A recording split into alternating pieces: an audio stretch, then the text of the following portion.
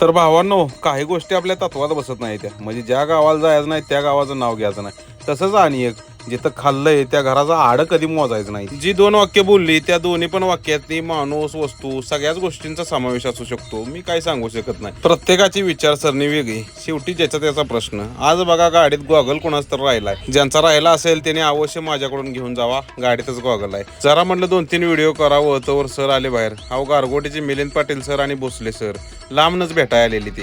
पण खरं सांगू भावानू, लय आनंद वाटतोय हो. त्यांचं काय तर काम होतं कोल्हापुरात, जाता जाताच गाडी दिसली म्हणल्यावर थांबलं ती. आणि आज बघा युट्यूबर गाडीत होतं ती. त्यांनी काही कंडक्टर सीट सोडली नाही, कंडक्टरच्या हातात मोबाईल आणि ही फुटेज त्यांनीच घेतलंय बघा. अहो, खट्ट मध्ये अँकरिंग करते ती. आता बघा, तुम्ही चेहरा बघितल्यावर तुम्हाला अंदाज येईलच. अहो, आपले प्रबंधन भाऊ बसले ती माझ्या सीटला. आता म्हणले ती जातो गाडी घेऊन. अहो, थांबा म्हणलं. अहो, मूत्र विसर्जन केंद्रावर गर्दी भरपूर होती हो. कधी काय होईल सांगता येत नाही हो निसर्गाचं. ऊन वारा पाऊस. आता बघा थंडी आणि